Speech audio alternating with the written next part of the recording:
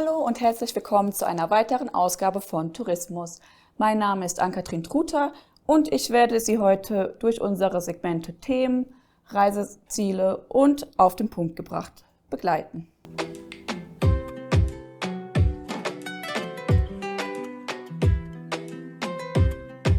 Los geht's mit unseren Themen mit dem Univisa. Die Staats- und Regierungschefs der Entwicklungsgemeinschaft des südlichen Afrikas, SADC, haben ein Abkommen zur Einführung eines regionalen Tourismus Univisa gebilligt. Ziel ist es, internationalen Besuchern das Reisen innerhalb der Region zu erleichtern. Das Abkommen wurde auf dem 46. SADC-Gipfel, der am 17. August 2026 in Durban, Südafrika stattfand, verabschiedet. Der Gipfel forderte die Mitgliedstaaten auf, das Abkommen zu unterzeichnen und erkannte das Potenzial des Univisa an, nahtloses Reisen innerhalb der Region zu ermöglichen, das Tourismuswachstum zu fördern und die regionale Integration zu stärken. Die SADC-Staats- und Regierungschefs betonten auch die erwarteten wirtschaftlichen Vorteile, darunter steigende Besucherzahlen und Investitionen, während die Länder auf einen stärker integrierten und zugänglicheren regionalen Tourismusmarkt hinarbeiten. Namibias Naturschutzsektor könnte von einem geplanten französischen Gesetz, das die Einfuhr, Ausfuhr und Wiederausfuhr von Jagdtrophäen bestimmter Arten einschränken soll, weitreichend betroffen sein. Die namibische professionelle Jagdvereinigung, kurz NAFA, warnt davor, dass sich ähnliche Maßnahmen in ganz Europa ausbreiten könnten und damit möglicherweise Auswirkungen auf Namibias Wildmanagement und ländliche Gemeinschaften haben. Laut NAFA trägt die Naturschutzjagd zur Schaffung von Arbeitsplätzen, zu kommunalen Hegegebieten, zur Bekämpfung der Wilderei, zur Bereitstellung von Wildfleisch und zum Wildmanagement bei. Der Verband betonte, dass Einschränkungen beim Import von Jagdtrophäen Einnahmen gefährden könnten, die Gemeinschaften dabei unterstützten, insbesondere in abgelegenen Gebieten mit Wild zusammenzuleben. NAFA fordert eine stärkere internationale Zusammenarbeit sowie die Anerkennung von Namibias Recht, sein Wild auf der Grundlage wissenschaftlicher Erkenntnisse und internationaler Rahmenwerke nachhaltig zu bewirtschaften. Von NAFA blicken wir jetzt zur Tourismusbranche mit den neuesten Auslastungszahlen. Namibia Beherbergungssektor verzeichnete im Juli 2026 eine landesweite Auslastung von mehr als 62,5%. Dies deutet auf einen starken Beginn der touristischen Hochsaison des Landes hin. Nach Angaben der Hospitality Association of Namibia lag die Auslastung mehr als 1% über dem Wert vom Juli des vergangenen Jahres und rund 3% über dem Niveau von 2019. HAN-Geschäftsführerin Gitta Petzold sagte, dass insbesondere die europäischen Märkte, darunter Deutschland, Österreich, die Schweiz, Frankreich, Italien und die Benelux-Staaten ein starkes Wachstum verzeichneten. Auch die verbesserte Flugverbindung, darunter der Flugdienst von Edelweiss Air zwischen Zürich und Windhoek, habe die Nachfrage unterstützt. Petzold warnte jedoch, dass Preise, Kriminalität, Sicherheitsbedenken, Verzögerungen bei Visa und Störungen im Dienstleistungsbereich weiterhin Risiken für Namibias Wettbewerbsfähigkeit als Reiseziel darstellen. Das waren unsere Themen für heute. Jetzt geht's weiter zu unseren Reisezielen.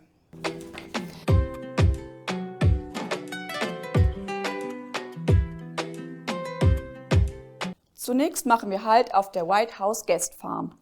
Kinna de Wet, Gründerin und Eigentümerin der White House Guest Farm in der Nähe von Grünau, erzählt die Geschichte hinter der Entstehung des White House und berichtet, was sie gemeinsam mit ihrem Sohn Dolf und ihrer Schwiegertochter Nita den Gästen auf der Gästefarm bietet. Ik is Kinna de Wet van die Withuis by Grünau op die plaas Mikberg en die Withuis is vir 31 jaar al aan die gang in toerisme. Die Withuis is 1995, kyk die plaas self is van 1929 in die De Wet familie, maar 1995 het ons 'n geweldige droogte gehad en ek en Dolf het 3 kinders gehad, ons moes ons boerdery verkoop en ons het 'n plan moes maak vir 'n ekstra inkomste. So ons het besluit om, kom ons vat 'n kans, daai jare was daar mos net hotelle in hierdie wêreld en op daai stadium, ek wil altyd sê as die mense Withuis toe ry, dis die oorspronklike B1 pad waarop hulle ry, die grondpad. Maar ons het gedink, goed, kom ons kyk of 'n oornag nie kan help, miskien vir 'n ekstra inkomste nie. R5000 op ons naam gehad, vir Withuis bietjie geverf, gordyne, die ou meubeltjies bietjie reggetrek, en in die begin was dit 1 gesin per maand. Later het daar bietjie meer gekom, en ja, ons het later bietjie bygemaak, en harde werk. Ek sê altyd die Withuis se sukses dit is 31 jaar terug, deur die De Wet familie, begin uit swaar kry, maar met baie liefde in stand gehou, en Dolfinita het 10 jaar terug, bietjie meer, het hulle ook huis toe gekom, om vir ons te help, en waar ons vandag staan ons het met die rooskwarts, het ons trips na die rooskwarts myn toe, of trips op die plaas, en ons het ons het die Visrivier stappery begin, wat ons gaste die stappers boek in, en ons vat hulle na die afklimpunt toe. Hulle karre bly hier, hulle word lekker bederf, en as hulle klaar gestap is, gaan hulle weer in die ys, en ons bederf hulle weer, en dan gaan hulle terug huis toe, hopelik met vol harte van die Withuis. En hierdie jaar is nou 'n nuwigheid, wat Dolfinita begin het om Pink Palace onder in die Visrivier ook oop te maak, en lekker koue bier en kos daar te gee vir die moe stappers. So hierdie is 'n familiepoging wat ons hoop vorentoe kan gevat word, en dit is my alle eer aan die Here, wil ek sê, hierdie suksesverhaal, maar ook ons personeel. Daar is mense soos 'n Colleen O'Callaghan, ons werkers, daar's 'n Maria, daar's 'n Hanley, Bo, almal wat elke dag hard werk, wat nie altyd die erkenning kry nie, maar saamwerk die pakkie. So Dolfinita is regtig waar, ek sê altyd, maar soos enige besigheid wat jy begin, dis niks, hy is soos 'n huwelik, is niks om 'n huwelik te begin nie, maar maak hom klaar. En ons sê die Withuis begin, dis 'n besigheid, en ons hoop ons gaan hom vorentoe vat, bly vat, en baie trots daarop, dat die kinders hard werk en 'n Suksesverhaal von dit ook maak. Von Grünau geht es jetzt weiter nach Swakopmund. Ground Rush Adventures ist ein beliebtes Fallschirmsprungunternehmen am Flugplatz von Swakopmund. Seit 1997 bringt das Unternehmen Abenteuerlustige in den atemberaubenden Himmel über Namibia. Mit mehr als 150.000 Sprüngen und einer der besten Sicherheitsbilanzen Afrikas ist Ground Rush das Tor zu purem Adrenalin. Ausbilder Mark Reagan erzählt uns mehr darüber.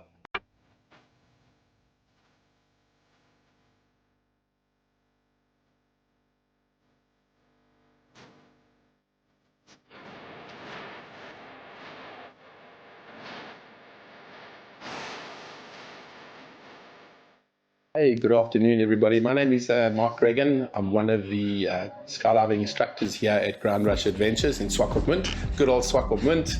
We call this the Adrenaline Oasis. If you're coming to look for a bit of adrenaline-filled activities, fun in the sun, a cold beer after all the fun, this is the place to be.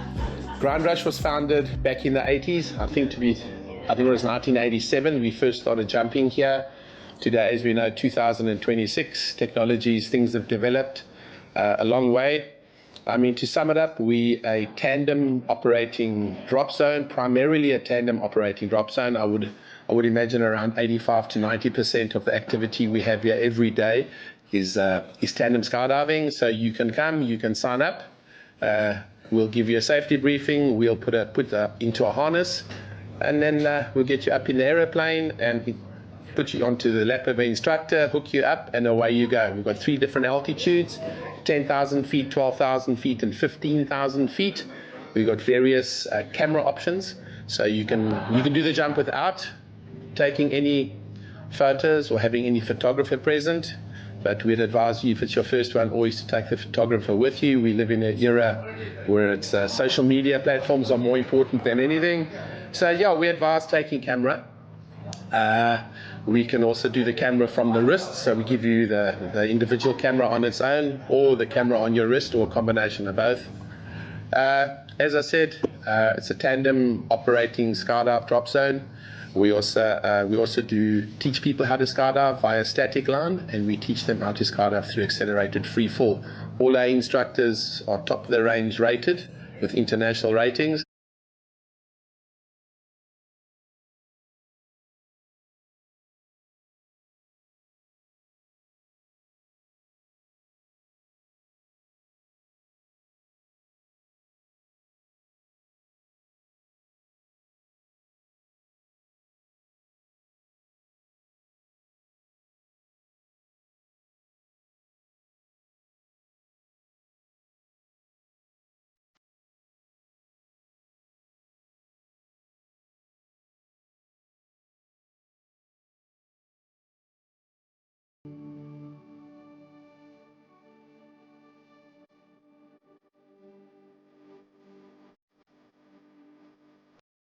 So viel zu unseren Reisezielen für heute. Zum Schluss geht es noch zu Auf den Punkt gebracht.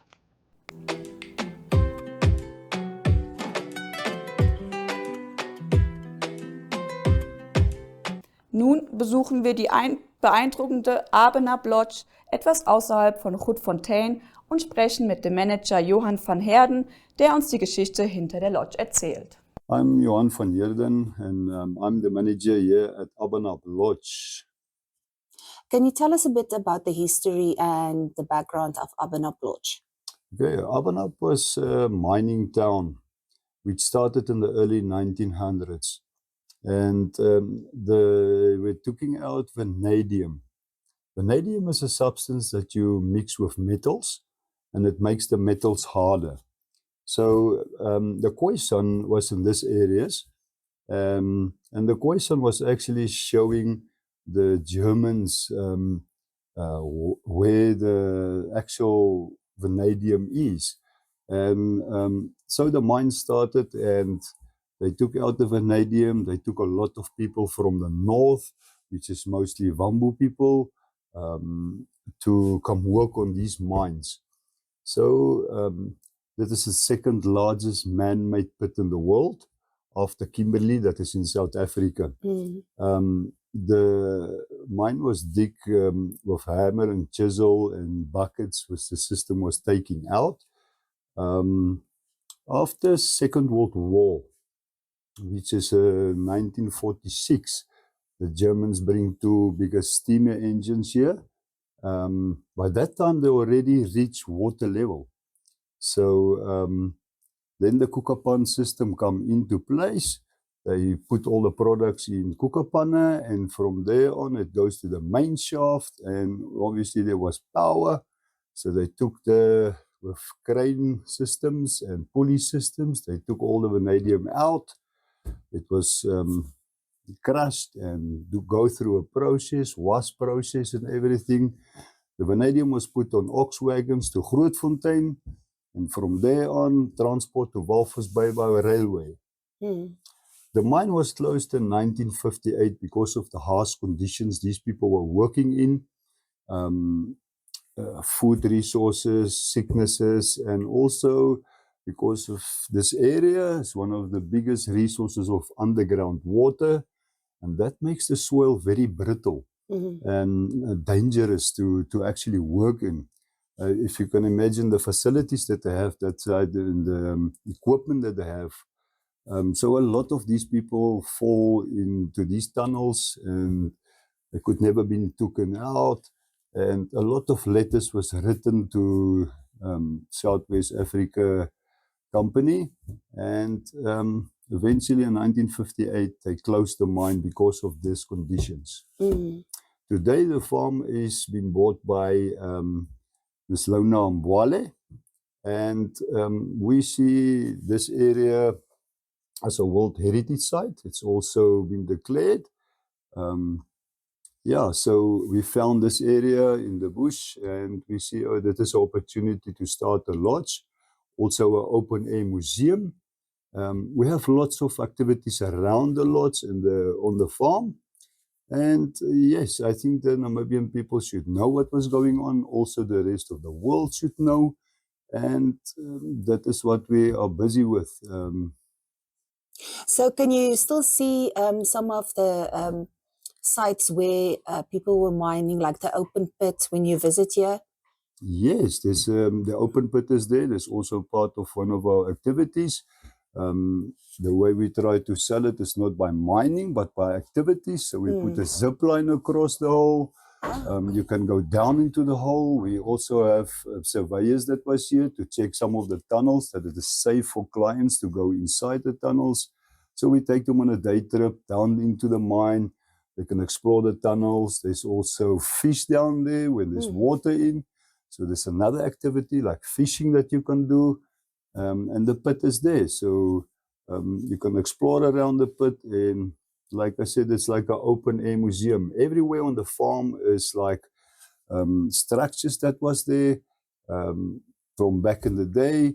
It is a fully functional town. And yeah, and so the houses that were here with when it was a mine, was that revamped or used in any way?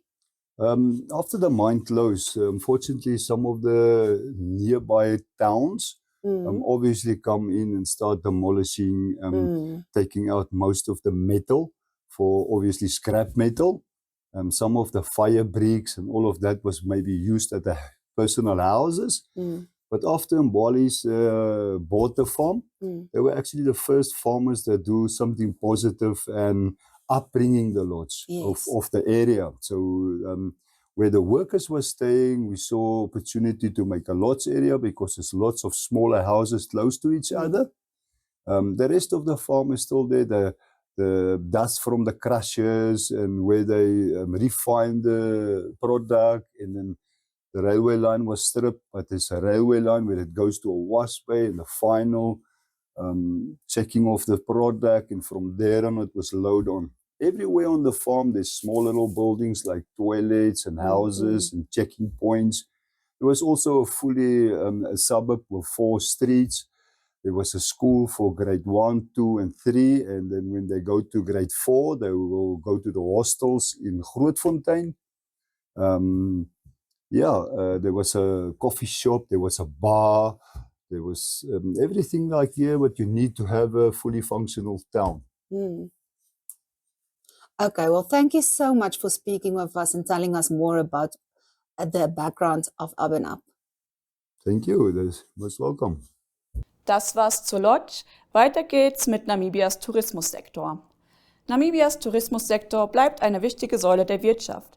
Er beschäftigt direkt und indirekt mehr als 100.000 Menschen und trägt jährlich 14,3 Milliarden Namibia-Dollar zur Wirtschaft bei. In dieser Folge haben wir mit dem Geschäftsführer des Namibia Tourism Board, Sabulu Chikalu, gesprochen, der live von der Handelsmesse in Onjwadiva zu uns zugeschaltet war. We're here at Onjwadiva Annual Trade Fair at Jubilee Edition, which is Onjwadiva, making 25 years of operation. Yeah, I think we're here for sure. I was here earlier in the first year when Onjwadiva Trade Fair started in a different capacity, and I've seen Onjwadiva Trade Fair, Onjwadiva Annual Trade Fair grow to this extent. It's a great success for Onjwadiva town and also the northern business community. Now, for Namibia Tourism Board, we're here for 2 things. One really is to make sure that our people understand the Namibia in terms of its tourism economy, which employs over 100,000 employees in terms of both direct and indirect. The tourism economy, which contributes about $14.3 billion Namibian dollars annually. That's our latest statistics in 2022.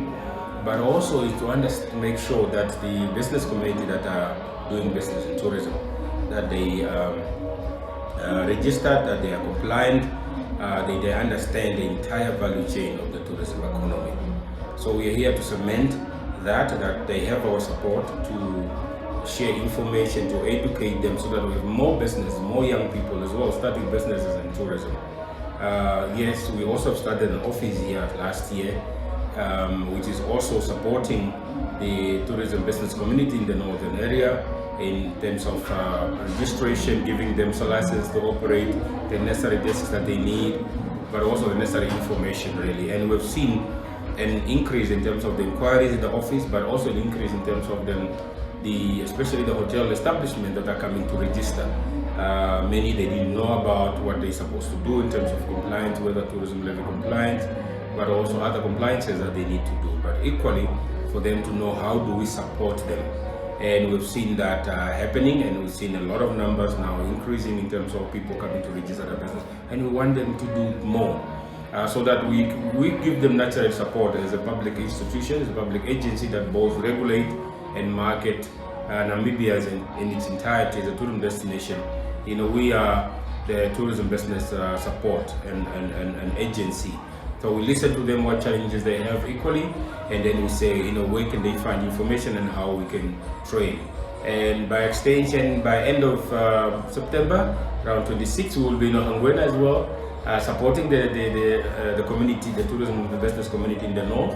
Again, we are not launching basically, but activating, which is on Lunga Palm tourism route. So we'll also be gathering with the communities, the same community that are here, is to make sure that they also benefit from tourism business beyond the Greater Etosha National Park and many other places. So the route stretches from, of course, Ruacana and up to Rundu, and then another route takes place from Rundu to Katima. And it's our intention that the rural tourism, it's our intention really that the communities, you know, outside the national park, outside national conservancies and concessions, but you know, living alongside this road, the main road, living alongside the rivers and all other attractions in the northern part of Namibia, they can also benefit from the tourism economy. So this is why we are here. So in partnership with the annual trade fair, we've been supporting every year we are here and participating, and we'll definitely make it show that probably next year we'll be launching something in terms of then how else, which we have now discovered, we can help them in this community in terms of recognizing the best businesses in terms of the tourism sector and in the northern part of the region, and we want to pick up on whatever annual trade fair is one of those platforms. So we are here intentionally and know exactly that we are giving support to our communities, we are giving support to the businesses in the tourism economy. And we thank you for their support. And we're also saying, well, our office is in Ongwediva at the trade fair, so they can always pop by, ask information, to be helped wherever, even to fill up their forms and any other information that they need. Yeah, I thank you. Das war Tourismus für heute. Vielen Dank fürs Zuschauen und bis zum nächsten Mal.